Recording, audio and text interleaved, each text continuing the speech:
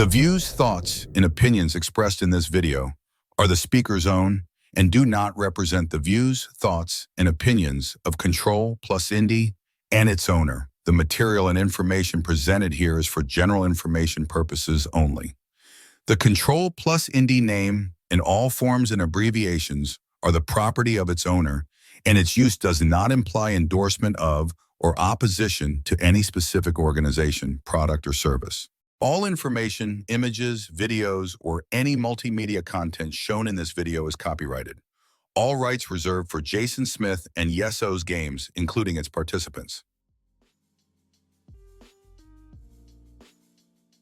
Hello everyone, my name is Juan Jose, and today I am happy to tell you that in this episode of Control Indie, I have a very special guest, someone I admire a lot for his work and the creator of one of the best games of this century, the creator and developer of the old-school inspired shooter, Cultic.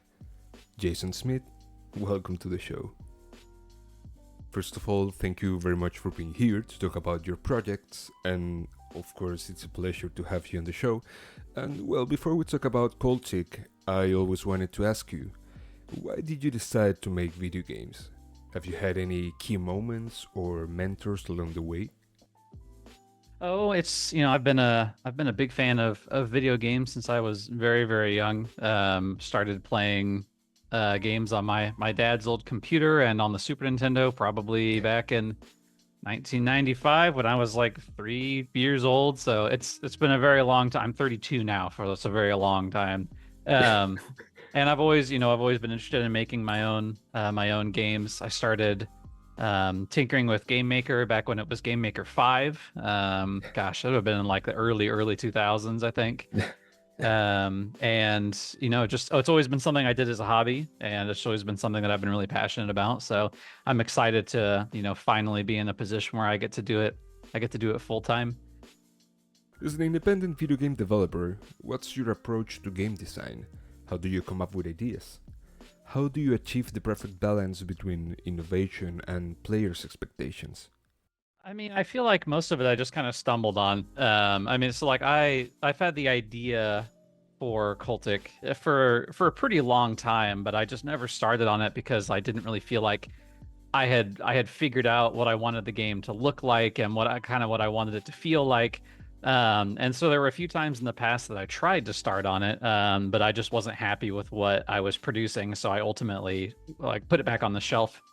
And then at the beginning of 2021, late 2020, I was working on just a kind of a pipeline to turn 3D models into sprites, because I had never really tried that before, and I thought it would be a fun little experiment.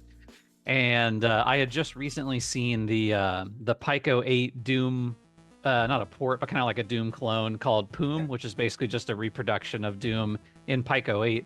And it was I thought it was really cool seeing a game that is supposed to be kind of like dingy and, like kind of a horror game, but represented on Pico 8's really bright and vibrant palette. And I was like, that's kind of a cool idea. So I wanted to try that. So I took an extended version of Pico 8's palette and added a few extra colors into it to kind of fill it out, and then used that palette to kind of crush down this render of the lever action rifle that I had made.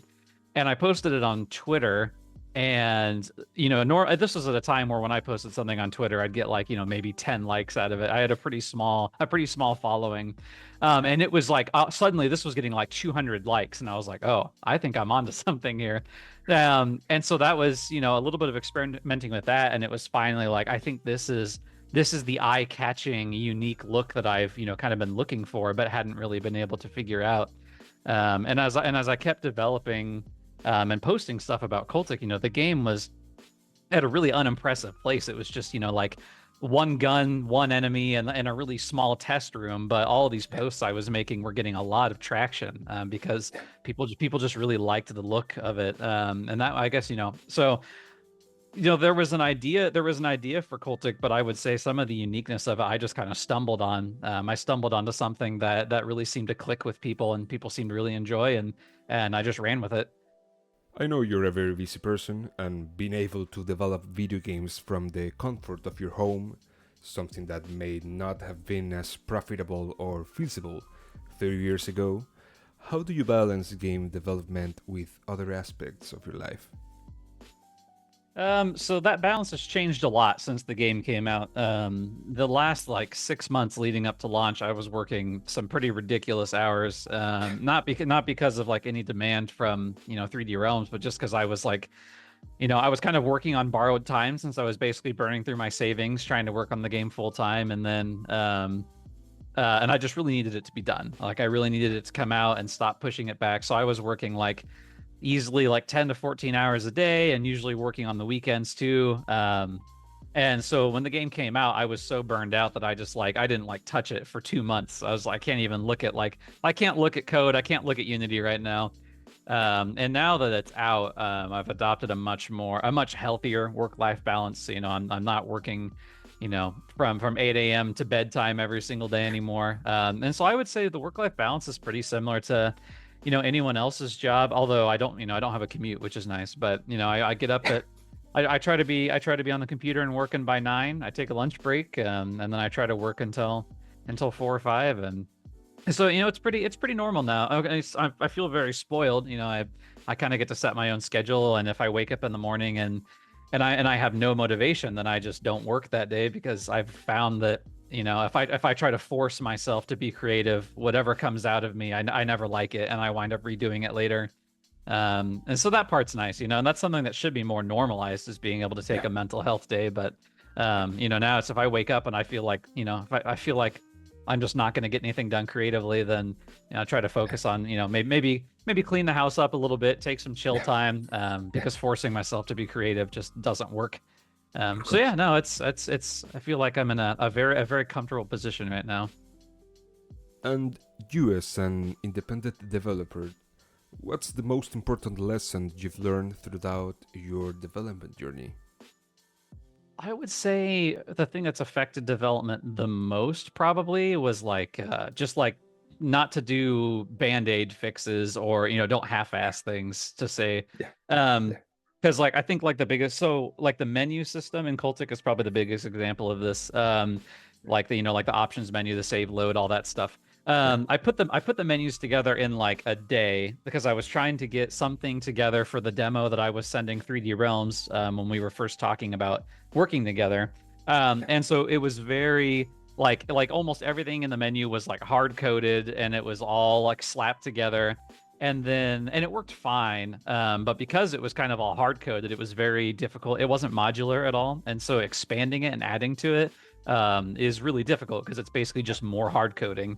And after I shipped them that demo, what I should have done was gone through and built a proper modular menu system that wasn't so slapped together, but instead, I just kept adding on to this one that was slapped together, because I was like, oh, I'll do it later. And then, a year and a half later, you've got your full menu system, and it's still using all this same duct tape code. And so there's just been lots of little things like that where, I've kind of like done something quickly just to get it, in the game so I can move on to something else. And then it winds up coming to bite me in the butt big time later on. And so that's probably the biggest thing that's hurt me is just really committing to something and doing it properly the first time as much as possible, because it's just like because it's a lot worse when you're getting ready to push a build and you're really excited about it, and then you realize that this like band-aid thing that you did is still band-aided and you never actually properly fixed it. So then you've got to it's like, now I've got to delay this update by a day because I have to go and actually fix this thing. How do you deal with bugs, testing, and quality assurance as an indie developer? So the first round, the initial round of QA is always just done myself. Before I get ready to send a build off to anybody, I pretty much always play through the entire game, which is easy since it's pretty short, luckily. And then I've got a handful of just like trusted friends and other developers that I know, that I run the build by and have them play it. And then before any major releases, 3D Realms has their own QA team, an actual professional QA team. And so when the build goes to them, they have ticketing softwares, and so they can actually properly ticket all the issues they encounter and send them to me. And then those are all sorted by their severity. So, whether it's, something really minor, like, oh, this texture is a little misaligned, or, this tree is floating slightly above the ground, or things like, yeah, this just crashes the game, which are a little more critical. So then I go through those and either, fix it or, tell the team, well, we're not going to fix this one because it's not, it's not a problem. So yeah, everything from myself just personally playing through the game to, an actual bona fide QA team, which is always fun to work with because you get such like tunnel vision working on your own game. There's so much stuff that I miss because I've been looking at the game for so long that when I hand it to a tester is suddenly like super obvious, or just stuff that I never tried. Like, oh yeah, if you're using a gamepad in the menus and you try to click on the key binding thing, it like crashes the game. And it's like, well, I never use a gamepad, so I never noticed that. So it's always nice to have that outside perspective. We know that you used Unity to create Cultic. Is there any particular reason why you chose Unity? So originally, from when I first started game dev as a kid, I was using Game Maker, which is a primarily 2D engine. Its 3D capabilities are really limited, and there got to be a point where it was just like, I want to make 3D games. Like, I don't want to make 2D stuff anymore. And so I just so I had to look at a new engine. And I at the time, this would have been, I think, 2016. It was pretty much the only two options for a hobbyist was Unreal or Unity. That was pretty much it. And Unreal is way more than I need. Like it's a great engine with a lot of really cool tools, but I don't need like any of them. And so I looked into Unreal. I wasn't a big fan of the way the program was laid out. It didn't feel very beginner friendly. And C++ did not look like very much fun to learn. And then I looked at Unity, and it felt a lot cleaner, a lot more beginner friendly, and C#, for my brain, like C# clicked a lot more with me. When I looked at code examples of C# versus C++, it was like I can read C# much easier. It makes sense to me. So that's where I started. It's and there's I got friends who develop in other engines, whether it's Godot or Unreal, and so I don't think there's anything wrong with those engines. But Unity is just the one that felt right to me. So yeah. So how do you approach a game's specific art, palette, and sound design? I picked a starting point, which was the EDG32 palette, which is kind of like an extended Pico 8 palette. Because I was looking for something that has a lot of like the highlights, the brightest colors are very vibrant and colorful, so that things in the game like fire and blood and explosions would be very bright and vibrant and eye-catching, but then everything else was going to be kind of drab and rusty. And so I started with that palette and just started adding colors to it whenever I noticed that there was like a particular blob in the game where there was no detail. Like the biggest thing was like outdoors, because that palette I picked basically had one shade of green in it, and that was it. So outdoors pretty much everything was blue, like all the trees, all the grass, it was all blue. And so I added a couple more yellows and a couple more greens, and it's pretty much just gone on like that. Anytime that I notice in a screenshot or in gameplay that there's an area where there's just no detail because it's one blob of the same color, I turn off the palette in game, take a screenshot of it, and then kind of look at what colors would I need to add to the palette for there to be more detail here. And so the palette's just kind of evolved. It started off with, I think it was a 32 color palette to start off with, and I think it's at 48 or 50 colors now. So it hasn't expanded a whole lot. So Cultic's got I think it's about 50 colors in it right now. And then as far as like cultist robe stuff, that's mostly just, you want them to kind of when you look at a cultist, you should be able to visually tell like right off the rip what kind of cultist it is. And so making sure the robes were distinctly different colors was important. And then when there were areas where the different colors didn't work very well, like the pistol cultists have kind of a dark blue robe, but the Sten cultists, theirs is like a dark gray, and in the color palette they look pretty similar. So that's when you do things like their posing, their body language. The Sten cultist has a different colored stole down the front of his robe. He's got the ammo pouch on him, and he makes different footsteps. And so that mostly boils down to like identification. You want to be able to tell kind of at a glance what kind of enemy you're looking at and who to deal with first. So that's pretty much all the meaning there is behind the robe designs. Talking about visual design, Cultic had a major update where you made visual improvements to the enemy models. We know that this obviously improved the gameplay because now that they are more polished, the enemies stand out better in the game environment. This decision was made after the release of the game. Was it purely an artistic and gameplay decision, or was it something that you always wanted to do, but as you learn over time, you were only able to implement it after the release of the game? Well, it actually happened twice. Between the original Realms Deep demo in 2021 used a lot of placeholder models. Like it was like the original Cultist model was just something I threw together actually for the last time that I tried to make Cultic, which was a fully 3D game with some super low poly Cultist enemies. That's the model I used because I just wanted to keep testing out this palette I was working with. So I just grabbed an old model that I made, and that's what I wound up using for the first demo. But since that model was made, my modeling skills had gotten quite a bit better in that time. Because once you start working on a game full time, as opposed to as a hobbyist, like you start to learn and improve so much faster because you're constantly working on it. And so now all of the new models I was making made these old models look terrible by comparison.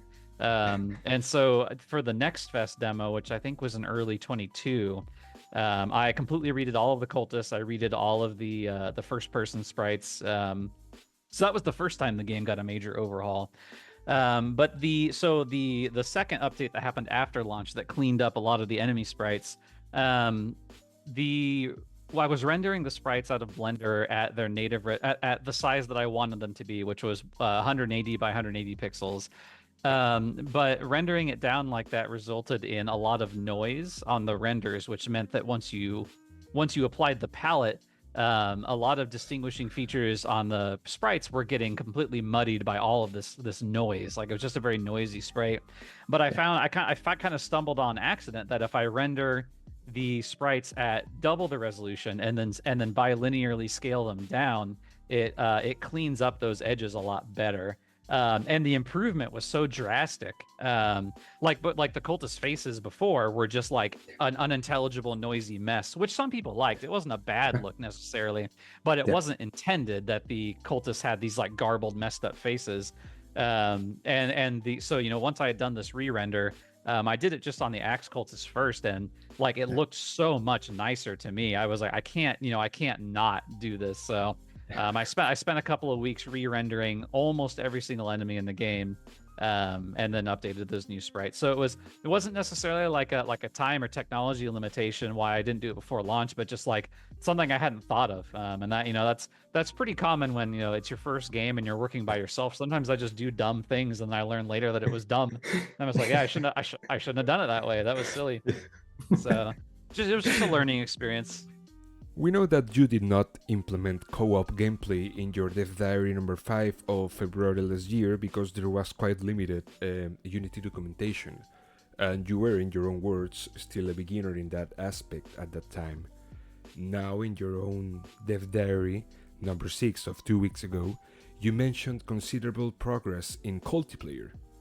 You were able to surpass yourself, of course, and reach a new milestone. So is that why you started your side project, The Bone Rooms?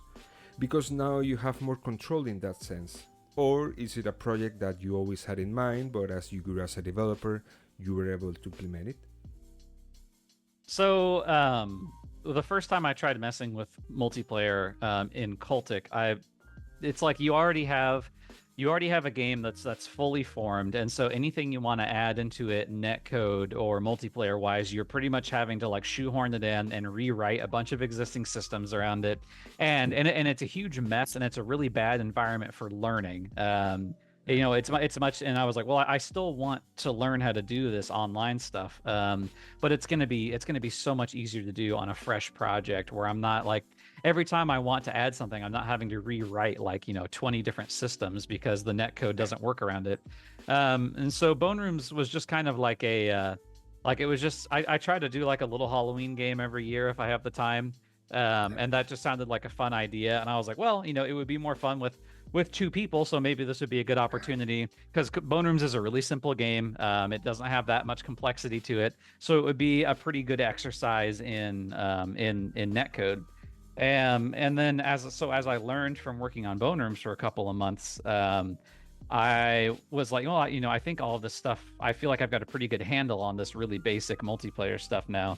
So I went back to look at the code that I had done for Cultic, and started kind of cleaning it up and injecting some of the work that I had done on Bone Rooms, and it was picking up steam pretty quickly. Like I got a functioning deathmatch mode rolled out in, I mean, probably just like a couple weeks of working on that initial code that I worked on last year. And so it's looking very promising, but it is still a huge mess because I pretty much have to rewrite all of the game's code to work with netcode, especially because so much stuff in Cultic is like physics controlled. Like you've got all the different like physics props and the ways the enemies interact with stuff and kick things around, and so like all of that would have to be modified for netcode, which is why co-op is still kind of like, I don't know if that's going to happen. But for just like player versus player, I don't know, it's coming along pretty quickly, so I'm hoping that that's something that I can actually pull together. But yeah, no, Bone Rooms was more of a blank canvas to learn netcode and multiplayer, and then I took the things that I learned from that and was able to apply them to Cultic. In your Death Diary number 6, you mentioned that you added a bonus feature that did not appear in the final version of Cultic Chapter 1 on October 2022. I'm referring to the beta version of the ability mode. This was not implemented in the final version because of a bug in the game code, or because the mechanic just broke the game, or maybe something on the story level that did not fit well with the theme of the game? So the abilities were, they really didn't fit in Cultic. Like Cultic's gameplay largely is very simple. All of the tools that you get are very simple, and the game is very straightforward. And the abilities kind of added a lot of unnecessary complexity to that, because like at the point where you have an ability where you can like slow down time, for example, which was one of them. It trivializes some of the encounters in the game, because like most enemies with the right weapon, you can shoot them once in the head and they're dead. The time to kill is very fast, whereas in a game like BioShock, where you have all these abilities to use, the enemies are very tanky. They take a lot of shots to put down, and so your abilities are kind of there to help power the player up and give you more ways to deal with your enemies. But in Cultic, like 2 shots to the head is all you need. So it made the abilities feel very gimmicky, because they, it's like, yes, you can use the telekinesis to pick up this barrel and throw it at an enemy, but it's much faster to just shoot him twice with the pistol and he's dead. And so there was no real reason to use the abilities, and for them to be there, you kind of have to explain them to the player. And whether you do that with a bunch of tutorialization or with like a cutscene, but Cultic's not really a tutorially cutscene-y kind of game, so it was just creating a lot of problems for the design of the game that I didn't really. They just didn't feel right. But later on, it was kind of a shame, because the 3 abilities that are there, they're fully functional, they're coded, they work fine, and so it seemed a shame to just have that code buried and not being used at all. So I spent like a week or 2 kind of digging those back up and seeing what bugs still existed with them, and what would need to happen to clean them up, and then implement the upgrade tree for them, and just kind of and then I had to place some extra imbuements around the maps that only appear in ability mode, because those are what you use to upgrade the player. So yeah, largely it was just kind of a design problem. It made the game a little too complex. It was an extra system that just didn't benefit the game at all, and it felt gimmicky, so I wound up taking it back out. While doing some research, I noticed that you use FL Studio to create the music, right? Have you always had an affinity for music? Do you play an instrument? Did you ever consider delegating the music stuff to someone else? Or was it always something where you said, I want to do the music myself? So I don't really have a background in music outside of like playing percussion a bit in school. I can't read sheet music to save my life. I really wanted to be able to write my own music. So I don't know, like probably 10 years ago or so, I started messing around with like MIDI stuff, but I didn't really like how limited the sound of MIDI was. And so I downloaded FL Studio and just like a trial version, and was messing with some of the stuff that was built into that. And I really, it was really cool how much you could do. Even just like slapping down a random like drum loop in that Yeah. was better than what I could do with MIDI at the time. And so it was, I started writing music when I was probably 16 or so. And my early stuff, I'm sure with most composers, was terrible. Like it hurts to listen to it now. But Yeah. it was a learning process, much like anything else. And then when I was in college, I pooled some money together to buy some actual good like samples, some orchestral samples, a big Yeah. sample library, and that was pretty much like all the money I had at the time. Yeah. And yeah, and so it's just something I've kind of learned. But yeah, no, if you handed me an instrument that wasn't something that you hit with a stick, I probably wouldn't be able to do much with it. And I'm not really musically trained. It's just kind of like I just write stuff that sounds good to me, which usually just I'll get like a tune in my head, and I'm like, oh, I should go put this down on paper, and so I'll just boot it up. And usually most of the tracks start with just maybe a couple of measures of something that I thought sounded cool, and then I just build around it, kind of build on it, and yeah. So I'm not really the kind of guy that could teach anybody else how to do it, but I'm pretty happy with the stuff that I create, and I have a lot of fun with music composition. It's really enjoyable. For chapter 2 of Cultic, you brought Nick Palsmeyer on board. And for those of you who are listening, Nick is the creator of the blood mod, Marrow, which is insane. But in terms of workflow, what is the dynamic? For example, do you start the map and then tell Nick to finish it? Or is there a certain guideline that you give him? Or maybe you do everything and Nick does the final details? How does that dynamic work now that you're no longer along in the process? So the thing with Nick that's always been really cool to me, and like watching him make Marrow, is like he'll go from just in a morning, he'll be like, hey, look at this blood map I laid out, and it's like this gigantic build map that just like came out of nowhere. Yeah. But blocking out maps, and for those listening who aren't familiar with like the map development process, usually you start with like a block out, or like gray boxing on a map, which is where you're kind of defining the overall structure. You can kind of think of it like an outline in writing. You're basically doing like an outline of the room, of the level. So you're like, well, I want to have a room here, and then an arena here, and then I want this platforming piece here. And so you're kind of building the general structure of the map, but using so it's not, you're not doing all of the textures and art design and specific props. You're more so just trying to build the flow of the map.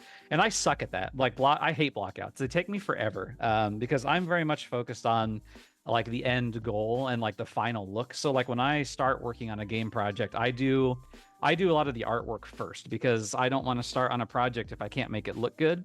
And I'm kind of the same way with a map. Like I want to know that the map is going to look good before I spend a bunch of time on it. So blockouts are hard for me.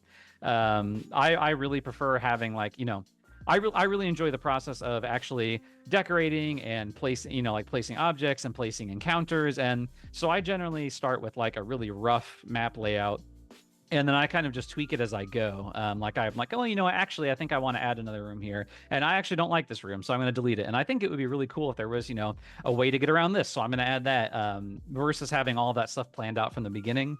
And so that process just takes me forever. And so seeing how quick and efficient Nick is with it, I was, and of course he lives pretty close to me, and we're pretty good friends outside of working together at 3D Realms. So it was kind of a no-brainer to bring him on. So basically right now what happens is, I kind of identified some set pieces that I knew I wanted to have, but that I knew that I was going to struggle to block out. Like an example is like the second map of chapter 2 is this big mall, like a big shopping center, and kind of a big interior structure like that was going to take me forever to figure out. But I know that he's done stuff like that in his Marrow maps, designing kind of these urban environments, and I know he's really good at it. So I was like, well, you just can you block this out for me? And so that's kind of what I'm having him do right now, which is great, because I hate blocking out, and he's really good at it. So like with the mall map, he put together this block out of the mall with both stories, and was like, well, I was thinking we'd have, this kind of shop here, and we'd have this building here, and we'd have, this restaurant here, and maybe like, these maintenance tunnels that connect them. And then I would kind of ask him to design the progression, like, well, how do you see the player progressing through? This is like, well, I was thinking, they'd start here, and they'd go down these stairs, and then get to this door, but it's locked, and they can see that the thing they need is over. So it's just kind of like having him block it out and his idea of how he thinks the player should progress through it.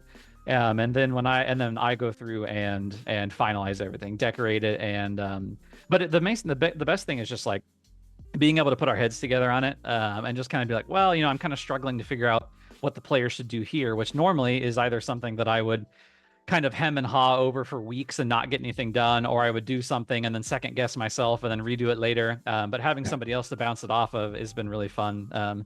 So yeah, right now it's just kind of I'm like, hey, I really think it'd be cool if the player could explore like, this big thing here, but I don't really know how to block it out. And then he'll block it out, and then we'll kind of look it over together. And yeah, it's been really fun working with him on that. So now that you have had the opportunity to work with someone in Cultic, do you think you will continue to work with someone in the future, or you will continue to work on your own?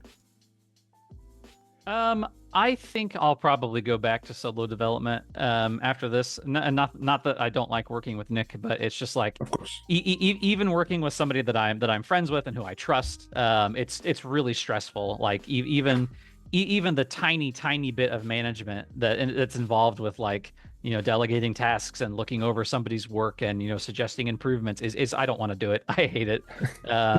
And luckily, there's not really a lot of management that goes on with Nick, because he does such good work and he's so reliable. So it's like, I don't really feel like I'm having to manage people at all, but I don't know. I really just like being able to be in my zone and kind of do my own thing and not have other people relying on me. So I could see working with like one other person, like working on a game together, but I think most likely I'll probably stick with solo from now on, as long as it's sustainable to keep doing it.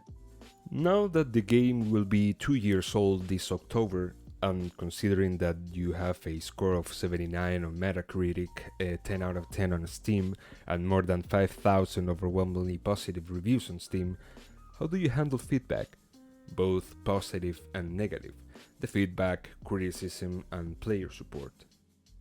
So the biggest thing I try to remember that I really struck. So this is something that I've learned a lot about and grown a lot with since I started, working on the game. Is it's at first the first time that you actually have people like playing your game's demo and giving you feedback. You're kind of like, you kind of treat every feedback like it's truth, like it's gospel, because it's so overwhelming just having people even playing your game. Like the fact that the fact that anybody is taking the time out of their day to play this thing I made is kind of crazy to me. And so I feel like every piece of feedback, you're like personally insulting that person if you don't implement their feedback. And of course that's not the right way to handle it. And so you learn pretty quickly to handle feedback, not so reactively, but more so to look for trends. And so like if one person says this enemy sucks and I hate him, you make note of it, but that's probably not anything you need to worry about. But if half of your playtesters are like, this enemy sucks, I hate him, then it's okay, well, that's probably a problem that I need to deal with.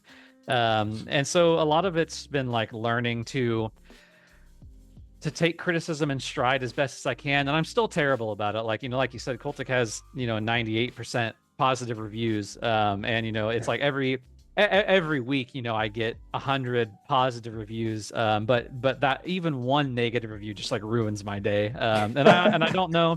I talked to a lot of like indie developer friends of mine, and a lot of them have the same issue. And it's just like, I don't know why it's so difficult. I think it's like people, when they leave negative reviews, they usually feel like they're kind of talking to like a faceless company when they make a negative review, versus like if they were talking to me face to face, over drinks, they probably wouldn't be like what a joke, I can't believe this game is $10 and it's only 4 hours long, and so it's kind of funny. You learn early on, I kind of learned that most of the negative reviews that were really stinky, like if I just replied to them and was like, hey man, like sorry you feel that way, I'm working really hard on it, I'll see what I can do. That a lot of times people would be like, oh, don't worry about it, man, it's okay. Like I might have been a little harsh in my review, because I think most people are just like, that they really, and I don't know if like the AAA games industry is to blame for this or not, but a lot of people, I think, just they view pretty much any game developer as just like this gigantic faceless corporation that's very like cold and out to get money.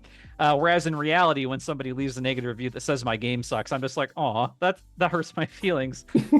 Like it's like a very real person on the other end that reads all this stuff. Of course. And so, but like at this point, I don't really read reviews anymore. Because the negative ones work me up so much that it's just like, it's not at this point, it's not really worth it. Early on, it was more important because people tend to use the review system as a way to leave like bug reports, which is really annoying because it's like people would be like they leave a negative review and refund the game because they're like, it crashes when I do this. And it's like, why would you not submit a bug report about this so I can fix it? Like I'm not going to see this buried in here. And lots of times it's stuff that I can fix.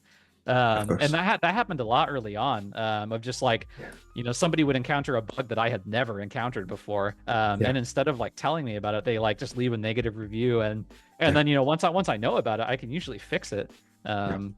So feedback in general is like, it's something you have to be careful with when you're a solo developer, because everything feels very personal. Even somebody just giving honest feedback that they think, that they didn't enjoy part of the game, it's still, like that's still something you worked really hard on. And so it's different when you're not like a community manager for, a company and you're not the person who actually made the game. It's, it's tough to not take it personally. So you just kind of do your best to remind yourself that like, people paid for the game, their opinions matter, but don't be reactive, look for trends, that kind of thing. What advice would you give to aspiring indie game developers? Any hard-earned wisdom you'd like to share? I mean, the biggest thing is probably just like to just keep like, it kind of stinks because the stuff that worked for me isn't necessarily going to work now because of how much the landscape of social media has changed in the last few years. But what worked for me then was just like first of all, never give up, which of course is very, very cliche advice. But I mean, I've been messing with game dev since I was like 12 years old, and I didn't publish my first game until I was 30. So like it took a very long time of just constantly learning and growing. So just like it's really something you have to grind on. Something that Thomas and I talked about in our interview was like the reality of kind of how much it sucks to try to be a game dev when you have a regular full-time job. Was like a lot of the success of getting Cultic out there was working on it after work. Like you get home and I put a few hours into working on my game, even though I want to relax and I want to, and that was just part of the reality of it. Was part of that grind has to happen, on top of your job, which sucks. Like, it really sucks that that's the way it's got to be. But, so just, and just like, don't be afraid to put yourself out there. Like, I would never have started on Cultic had I not shared that stupid little like 3D model to sprite experiment I was doing, and people latched onto it. And while I do think that the state of Twitter is kind of in a bad place right now, I do, you do see the algorithm working in people's favor still. You do see every now and again, you do see like people's games exploding, and that's always really cool to see. Every now and again, some of my developer friends who normally get very little engagement will have a random tweet that will do big numbers, and that's always a really good feeling. So like, don't be afraid to, don't, in my opinion, like, don't wait until your game is finished and you have a demo ready to start sharing it. Like, obviously be careful. Like, you don't want to share a great idea before it's ready and have somebody else steal it. But you should be sharing your progress and trying to connect with other people, and hopefully Twitter gets back to the point, or hopefully social media in general gets back to the point where that's doable and it's not all engagement farming and bot accounts and whatnot. That would be great. I really hope that we can get back to that point. Are there any trends or changes in the industry that you're excited about or concerned about? As far as like trends in the industry, I mean, obviously like the state of AAA right now with all these layoffs and this focus on like like games that like the Humble layoffs for recently, for example. It's like, this is a company that's put out like some really good, really popular games lately, and then they still get shut down because I don't know. I'm not a business guy, so none of this is like business insider, but it's just like to my perspective, you've got companies that are, they're expecting these gigantic blockbuster millions and millions and millions in profit, and if that doesn't happen, then then the studio gets shut down.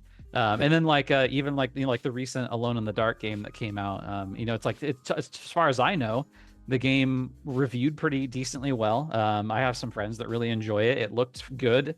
As far as I know, it sold fine, but it just they had like celebrity voice actors in it, and so the budget for this game out the gate was gigantic. And it's like, if this had been a AA or an indie title that had like the same similar vibe, the same kind of gameplay, but didn't have this star-studded cast and these like AAA graphics, then it probably would have done much better. I mean, you look at some of the indie survival horror darlings out there, like Conscript that just released, or like or Signalis, that it's like these games don't have these gigantic budgets, and they they blow some other survival horror games out of the water. And so while that trend in the AAA industry is concerning, the flip side, where you talk about trends that I do like, is how that's kind of given rise to the indie game. Like I think when the Xbox Live Arcade first launched, I think everybody was like, it's like this is the rise of indie games, but it's like, no, it's like now we look at it and it's like, no, like this is the rise of indie games. And it's good and bad, because as an indie developer, it means an insane amount of competition. Like Cultic, I don't think Cultic ever made it into new and trending or popular upcoming on Steam, because like the same day my game came out, like 30 other games came out. And Cultic had like, I want to say like 70,000 wish lists when it launched, which is like, I mean, that's peanuts compared to some games, but for for me, that was a crazy amount. And my game, I want to say Cultic was on popular upcoming for like maybe 20 minutes one day. I saw it, and then it was immediately bumped off by like 30 other games. And I mean, which is fine. Like the game, don't take this as me complaining, because the game has done way better than I ever expected. But it's just like, it's crazy how much competition there is. And the rise of indie games is going to mean a lot more competition for people like me, but also it means a lot more failure for people like I can't tell you how many game devs I know that their games are they are no worse in quality than my game is, but they can't reach the same level of success because the competition is so fierce. And I remember when I was doing an interview with Thomas Bresch a while back, he was asking me like kind of like what made Cultic successful, and it's like luck. It's a lot of it's just luck. Like obviously having 3D Realms as help was huge. Having a publisher that people know behind you is a big deal, but like Cultic could have just as easily been any of the other myriad of retro shooters or other indie games that never take off. And so a lot of it's luck, and that's kind of scary, because like I tell people, or my friends or my wife, when they ask about like what I'm going to do next, and it's like I don't know, because it's like it's honestly very possible that Cultic is the only successful game I'll ever make. It's very possible that my next game never takes off, and I go back and get a regular job again after that.